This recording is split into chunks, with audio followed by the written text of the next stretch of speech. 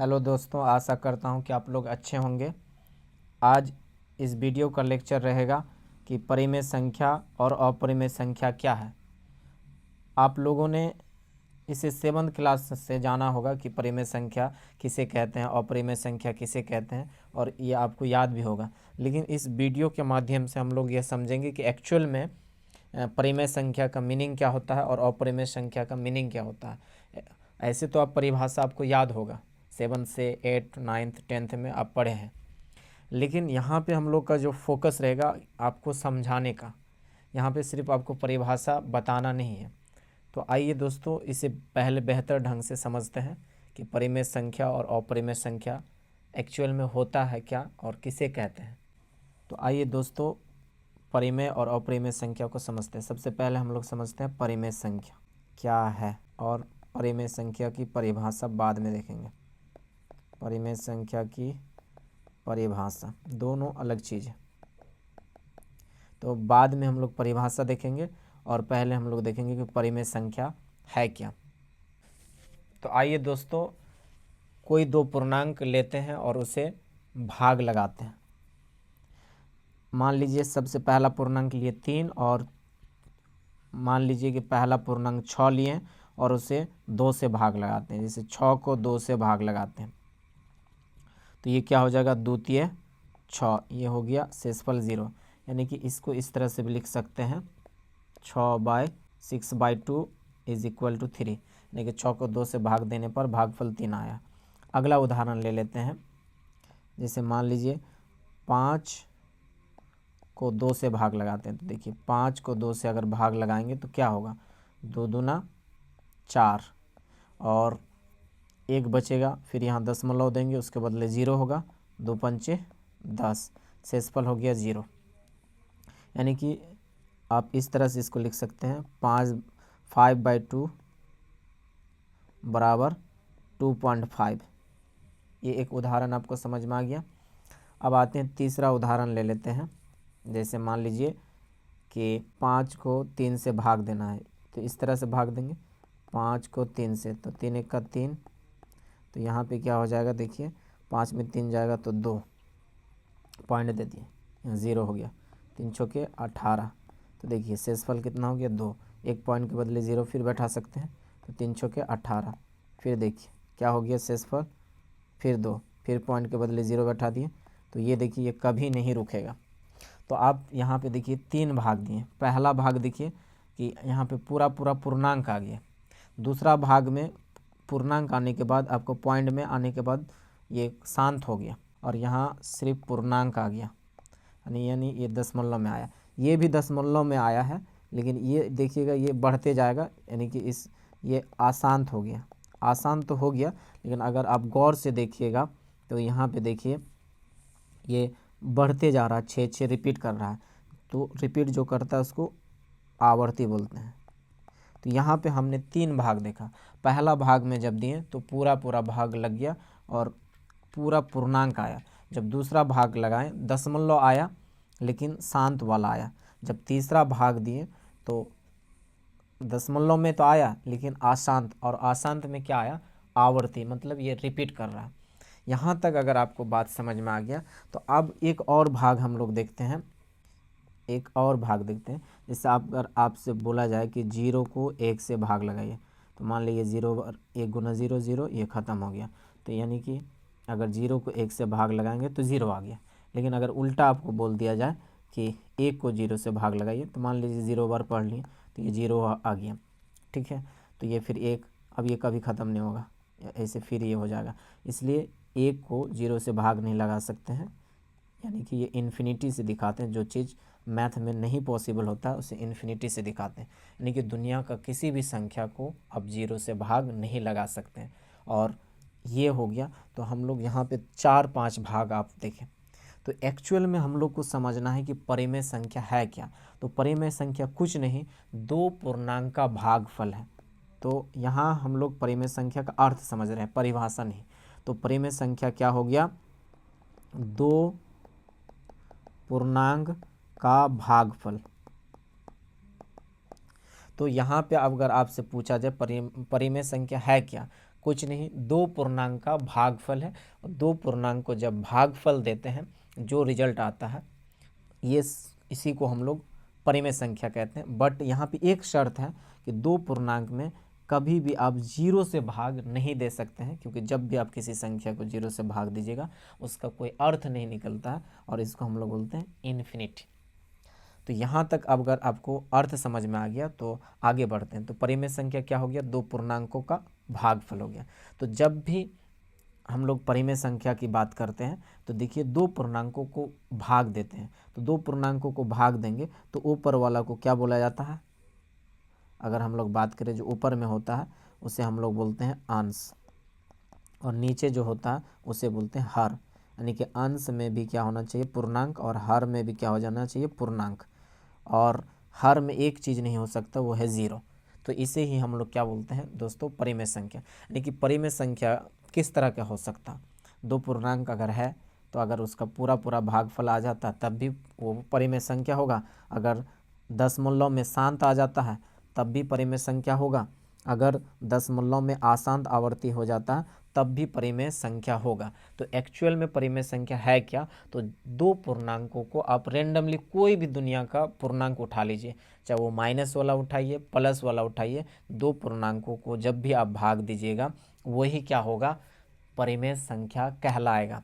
लेकिन शर्त बस इतना सा है, आपको याद रखना होगा, एक शर्त याद रखना होगा कि जीरो से आप किसी भी संख्या को भाग नहीं दे सकते। तो ये था आपका दोस्तों परिमेय संख्या। अब आते हैं परिभाषा, जो आप लोग जानते हैं। अब बोलता है कि वे संख्या जिसे P बटे Q के रूप में, और जहाँ शर्त है P और Q कोई पूर्णांक हो, जहाँ P और Q कोई पूर्णांक हो, Q not equal to zero हो, इस तरह से अगर लिख सकते हैं तो उसे हम लोग परिमेय संख्या कहते हैं। यहाँ परिमेय संख्या को क्यों से डिसाइड क्यों करते हैं, इसलिए क्यों से डिसाइड करते हैं क्योंकि हम लोग जानते हैं कि भागफल को इंग्लिश में बोलते हैं कॉशेंट। भागफल को इंग्लिश में क्या बोलते हैं, कॉशेंट। इसलिए परिमेय, क्योंकि परिमेय संख्या एक्चुअल में है क्या, दो पूर्णांकों का भागफल। तो यहाँ पे क्या है कि इसलिए इसको क्यू से सूचित करते हैं। और पी और क्यू क्या होना चाहिए, दोनों पूर्णांक होना चाहिए, यानी कि दोनों z से बिलोंग्स होना चाहिए, तो उसे हम लोग परिमेय संख्या कहते हैं। अब यहाँ पे आपको ये बचपन से आप जानते हैं इस बात को, लेकिन यहाँ पे एक्चुअल में अगर जब हम लोग परिमेय संख्या लिखना शुरू करें तो यहाँ पे जब हम लोग नेक्स्ट पेज में हम लोग देखे थे कि जैसे 6 को 2 से भाग लगा दिए, तो यहाँ देखिए दोनों क्या है, पूर्णांक है। फिर हम लोगों ने अगला देखा था उदाहरण, 5 को 2 से भाग लगाए थे, तो ये भी दोनों क्या है, पूर्णांक है। फिर अगला देखे थे कि 5 को 3 से भाग लगाएं तो भी क्या है, एक पूर्णांक है। फिर अगला देखे 0 को 1 से भाग लगाएं, फिर भी दोनों पूर्णांक है। लेकिन ये वाला में जब देखे थे दोनों तो पूर्णांक है, बट यहाँ शर्त है कि नीचे 0 नहीं आना चाहिए। यहीं पे ये बात लिखा गया कि Q नॉट इक्वल टू 0। लेकिन अब हम लोग को यहाँ पे समझना है कि जब इसको भाग लगाएं तो इसका रिजल्ट क्या आया, पूरा पूरी आ गया 3। जब इसको भाग लगाएं तो इसका रिजल्ट किस में आया, दशमलव में आया, यानी कि 1.2.5 आया इसका। और इसका जब हम लोग भाग लगाएं तो इसका क्या 1.66 आया। तो यहाँ पे क्या है कि यहाँ पे देखिए अगर पूरा आ रहा है तब भी वो परिमेय होगा, दशमलव में आ रहा है तब भी परिमेय होगा, और दशमलव में अशांत आवर्ती आ रहा है तब भी परिमेय होगा। अब आते हैं इस बात को समझते हैं कि P बट्टे क्यों बोला जाता है। हर किताब में देखिएगा डेफिनेशन यही क्यों लिया गया, यानी कि जो गणितज्ञ है जिसने ये थ्योरम दिया परिमेय संख्या के बारे में, जिसने बताया, आखिर उन लोगों ने P/Q क्यों लिखा, ये समझना जरूरी है। क्योंकि देखिए अगर हम लोग दुनिया का परिमेय संख्या लिखें, जैसे कुछ परिमेय संख्या हम लोग लिखते हैं ताकि आपको बात समझ में आ जाएगा। जैसे 0/1 परिमेय संख्या, 2/3 परिमेय संख्या। इसलिए परिमेय संख्या क्योंकि दोनों पूर्णांक है, हर और अगर हम लोग देखें अंश और हर दोनों पूर्णांक है। और उसी तरह अगर -5/3 लिख दीजिए, देखिए दोनों पूर्णांक है। उसी तरह अगर 22/7 लिख दीजिए तब भी दोनों पूर्णांक है, अंश और हर। तो इस तरह से आप लिखते चले जाइएगा, कभी भी पूर्णांक ख़त्म नहीं होगा। तब क्या किया, दुनिया का जितना भी परिमेय संख्या है उसका हर होगा और उसका अंश भी होगा। तो दुनिया का जितना भी परिमेय संख्या है उसका जो अंश है उसको किस से डिनोट कर दिया दोस्तों, p से, और दुनिया में जितना भी परिमेय संख्या है उनका हर को किससे डिसाइड कर दिया, q से। और तब यहाँ पे बोल दिया कि कोई भी संख्या जो p/q के रूप में फॉर्म हो, p/q मतलब अंश को क्या मान लिया p और हर को क्या मान लिया q, उसके फॉर्म में हो तो उसे हम लोग क्या कहते हैं, परिमेय संख्या। और बस यहाँ शर्त बता दिया कि अंश और हर यानी कि p और q क्या होना चाहिए, पूर्णांक, इसके अलावा कुछ नहीं होना चाहिए। और शर्त दे दिया कि पूर्णांक तो होगा बट ज़ीरो भी पूर्णांक है, लेकिन ज़ीरो नीचे कभी नहीं होगा, यानी कि इस कहे तो हर कभी भी ज़ीरो नहीं हो सकता। इसीलिए हर किताब में आप देखिएगा p/q। अगर इसे कोई m/n भी लिखता तो भी सही, उसने क्या मान लिया, m और n को, m को मान लिया अंश कोई भी परिमेय संख्या का और n को मान लिया हर। तो ऐसे चेंजिंग हो सकता है, कोई किताब a/b भी लिख सकता है, लेकिन जो ऑलमोस्ट किताब में आप देखिएगा p/q ही आपको मिलेगा। तो आपको यहाँ बात समझना होगा कि p/q ही लिया जाता है एक्चुअल में, क्योंकि दुनिया का परिमेय संख्या को हम लोग एक जगह में नहीं लिख सकते हैं, इसलिए उसको समेट दिया और उसने बताया कि दुनिया का कोई भी परिमेय संख्या हो उसके अंश को आज से p से डिनोट करेंगे, और दुनिया का कोई भी परिमेय संख्या हो उसके हर को q से डिसाइड करेंगे। इसीलिए परिभाषा ये बना कि दुनिया का कोई भी संख्या हो जिसे p/q के फॉर्म में लिख सके तो उसे हम लोग क्या कहेंगे, परिमेय संख्या। बस दो शर्त याद रखिएगा, p और q पूर्णांक होना चाहिए और एक शर्त यह है कि q 0 के बराबर नहीं होगा। अब आते हैं कि इसको ऐसा क्यों कहा गया, क्योंकि हमने जब पहले आपको बताया कि जैसे दो परिमेय संख्या का भागफल, तो भागफल को कैसे डिसाइड करते हैं या भागफल को कैसे दिखाते हैं, बट्टे के ही तौर पे दिखाते हैं। कोई भी मान के चलिए 6 से 2 को भाग देना है तो ऐसे ही ना दिखाएंगे। इसीलिए जब भी परिमेय संख्या का परिभाषा दिया जाता है तो बट्टे में। और क्योंकि जो हमने आपको उदाहरण बताया पहले वो क्या था, बट्टे, तब उसको हम लोग किस में बदलें, दशमलव में। तो यानी कि सारा दशमलव संख्या, शांत वाला और अशांत आवर्ती वाला, उसको बट्टे में बदला जा सकता है क्योंकि वो पहले बट्टे में था, बाद में वो दशमलव में बदला। इसलिए सारा दशमलव संख्या जो शांत और अशांत आवर्ती वाला होगा वो क्या होगा दोस्तों, परिमेय संख्या होगा। और क्योंकि बाकी अगर देखें जैसे कोई नॉर्मली संख्या उसके नीचे एक लगा के आप उसे बट्टे में दिखा सकते हैं। इसलिए सारा प्राकृतिक संख्या हो, सारा पूर्णांक हो, ठीक है, उसके बाद दशमलव संख्या हो, तो ये सारी की सारी संख्या को हम लोग क्या किस में दिखा सकते हैं, बट्टे में। और जिसको भी आप बट्टे में लिख लिए तो वो क्या हो जाएगा, परिमेय संख्या हो जाएगा। बस आपको एक शर्त याद रखना है दोस्तों कि वो पूर्णांक होना चाहिए। तो जहाँ तक मैं उम्मीद करता हूँ कि आपको मेरी बात समझ में आ गई होगी। अब आते हैं ना, आपका जो डाउट होगा ना थोड़ा सा, इस जो भी मन में डाउट है कुछ हम लोग एग्जाम्पल लेंगे और उससे आप समझ जाइएगा कि ये परिमेय संख्या होगा या नहीं होगा और आपका डाउट क्लियर हो जाएगा। तो आइए हम लोग कुछ एग्जाम्पल लेते हैं, उसके बाद में हम लोग समझते हैं अपरिमेय संख्या। जैसे पहला 0, 1/0 ले लेते हैं, -8/5 ले लेते हैं, 0.25 ले लेते हैं, 1.0.3 पे बार ले लेते हैं। तो अब यहाँ पे देखिए क्या 0 परिमेय होगा या नहीं। तो पहले हम लोग इसको क्या बट्टे में लिख सकते हैं, लिख के देखते हैं 0 और नीचे कुछ नहीं तो 1। फिर अगला शर्त आपको ये मिलाना है कि क्या दोनों पूर्णांक है, हाँ है, यानी कि दोनों z है।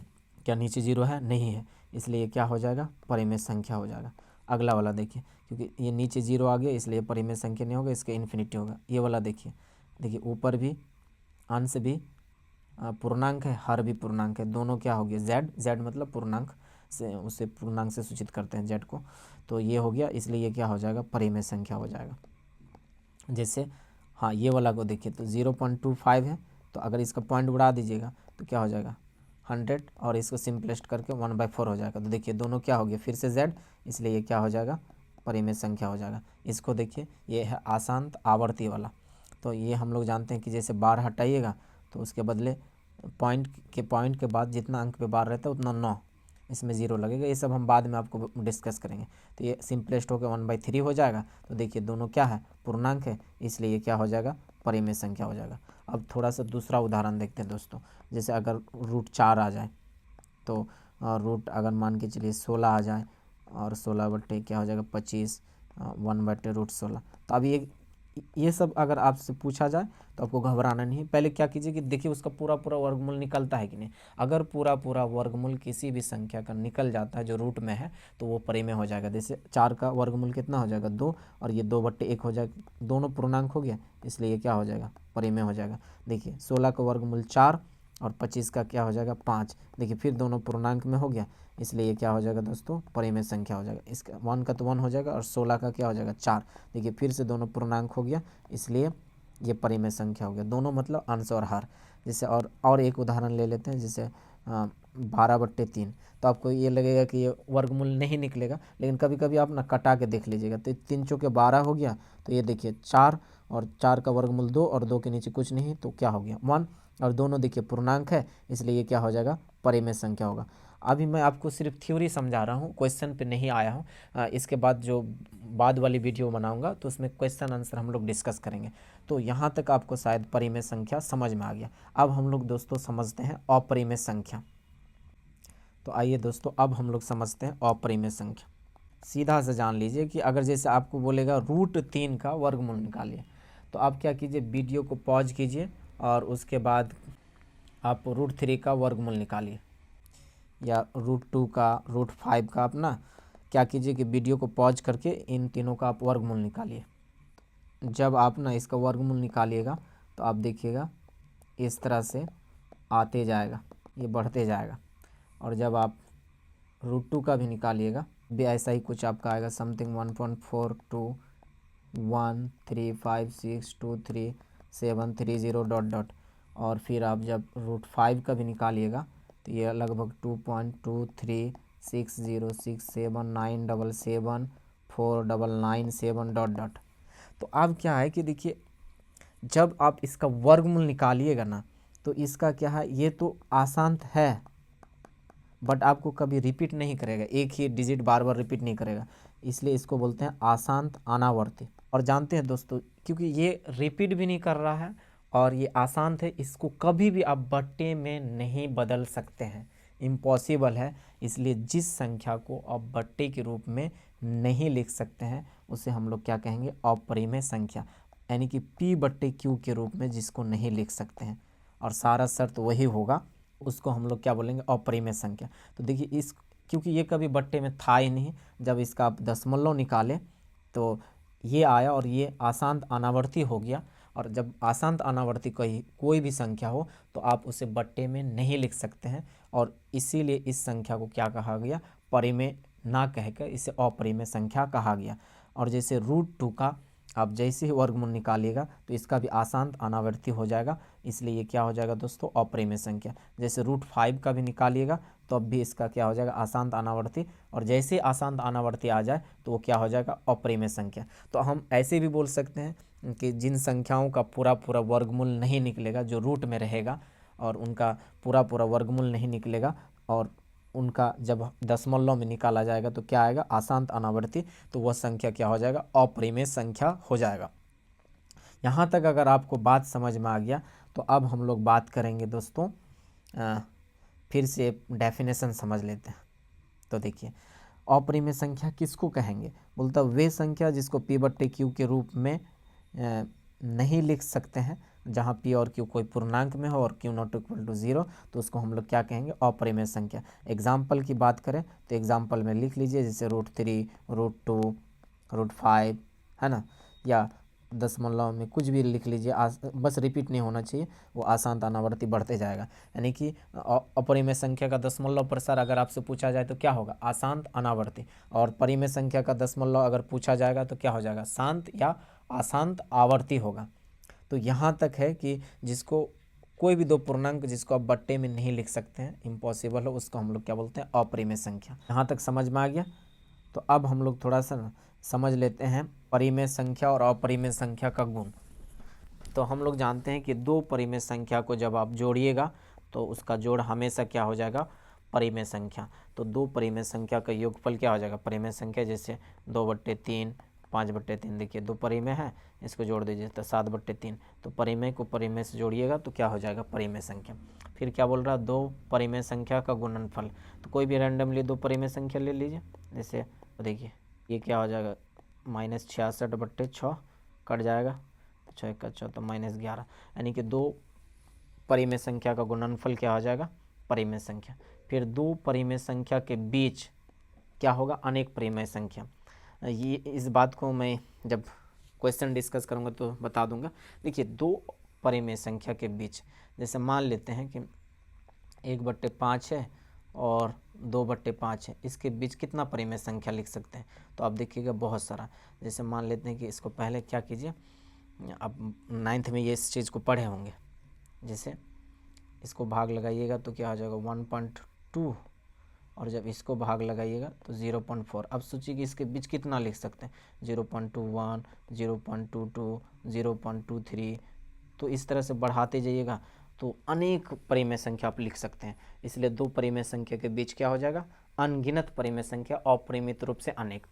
परिमेय संख्या का दशमलव प्रसार जब आपको बताएं तो ये 2 हो सकता है, या तो शांत हो जाएगा या अशांत आवर्ती होगा। और दो अपरिमेय संख्या का गुणनफल कभी परिमेय और कभी अपरिमेय होगा। क्यों दोस्तों, यहाँ पे देखिए, जैसे मान लेते हैं कि दो अपरिमेय संख्या लिए, √3 + √3, तो देखिए क्या आ गया, अपरिमेय। लेकिन इसी को हम लोग अगर इस तरह से लिख दें तो देखिए √3 प्लस गुना माइनस माइनस, ये कट गया तो क्या हो गया, 0, तो देखिए फिर परिमेय हो गया। इसलिए यहाँ पे क्या कह रहा है कि दो अपरिमेय संख्या को अगर हम लोग जोड़ेंगे तो वो कभी क्या हो सकता है, परिमेय हो सकता है, कभी अपरिमेय संख्या। जैसे पहला वाला स्टेप में क्या हो गया, अपरिमेय आ गया, दूसरा वाला स्टेप में क्या हो गया, 0, और 0 क्या होता है, परिमेय संख्या। अब आते हैं कि दो अपरिमेय संख्या का गुणनफल कभी क्या होगा, परिमेय तो कभी अपरिमेय। जैसे एग्जाम्पल में समझ लीजिए दोस्तों, जैसे मान लेते हैं दो अपरिमेय ले लिए, तो देखिए √3 गुना √3 क्या हो गया, 3, 3/1, इसको बट्टे में लिख दिए तो ये हो गया परिमेय।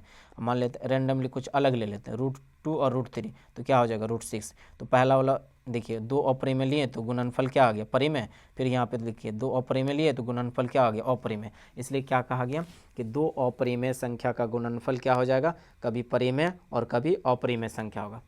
और उसी तरह एक परिमेय संख्या और एक अपरिमेय संख्या का चाहे योगफल, गुणनफल और कुछ भी हो तो उसका हमेशा क्या हो जाएगा, अपरिमेय संख्या।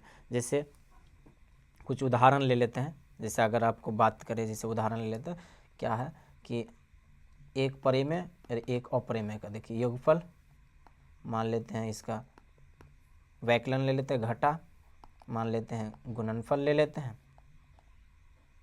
तो यहाँ पे देखिए एक परिमेय है, एक अपरिमेय, तो हमेशा क्या हो जाएगा, अपरिमेय संख्या होगा। ये याद रखिएगा, ये बोर्ड में पूछा जाता है। देखिए एक परिमेय एक अपरिमेय, इसका वैकलन यानी कि घटाव क्या हो जाएगा, अपरिमेय हो जाएगा दोस्तों। देखिए एक परिमेय और एक अपरिमेय, इसका भागफल क्या हो जाएगा, अपरिमेय। क्यों हो जाएगा अपरिमेय, देखिए ये तो परिमेय है, लेकिन जब परिमेय इसका जब दशमलव प्रसार निकालिएगा तो ये क्या देगा, अशांत अनावर्ती। और किसी भी अशांत अनावर्ती को जब आप परिमेय से गुणनफल कीजिएगा तो वही दे देगा, अशांत अनावर्ती ही हो जाएगा। इसीलिए क्या हो जाएगा, यहाँ पे भी देखिए जब इसका दशमलव निकालिएगा तो अशांत अनावर्ती में जब कुछ भी जोड़िएगा तो आसान अनावर्ती भी रहेगा।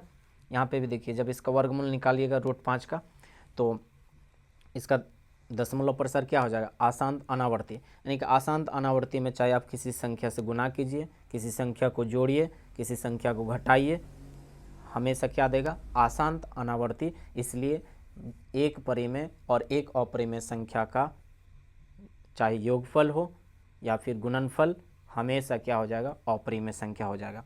तो जहाँ तक उम्मीद करते हैं दोस्तों आपको ये समझ में आ गया होगा। अब थोड़ा सा और समझ लेते हैं वास्तविक संख्या क्या होता है। ये लास्ट वीडियो होगा पूरा रियल नंबर का। अब तक मैंने पहला वीडियो में आपको इंट्रोडक्शन दिया था नंबर सिस्टम का, और ये नंबर सिस्टम का सीरीज चल रहा है, आपको पूरी संख्या में बता चुका हूँ। ये लास्ट संख्या कि वास्तविक संख्या एक्चुअल में है क्या।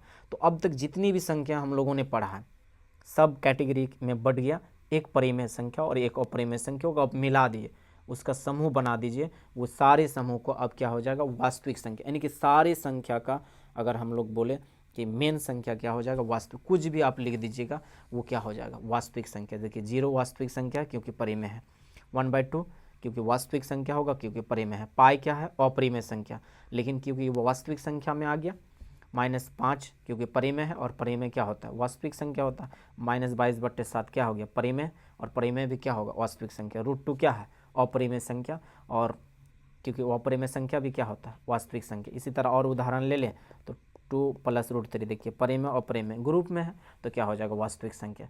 और यहाँ पे कुछ गुण समझ लीजिए कि जैसे अगर हम लोग बात करें कि 2 वास्तविक संख्या के योगफल क्या हो जाएगा वास्तविक, 2 वास्तविक संख्या का गुणनफल भी क्या हो जाएगा वास्तविक, और प्रत्येक परिमेय संख्या क्या होगा वास्तविक संख्या, प्रत्येक अपरिमेय संख्या वास्तविक संख्या होगा। लेकिन प्रत्येक वास्तविक संख्या ना ही केवल परिमेय होगा ना ही अपरिमेय, क्योंकि ये मिलकर बना हुआ।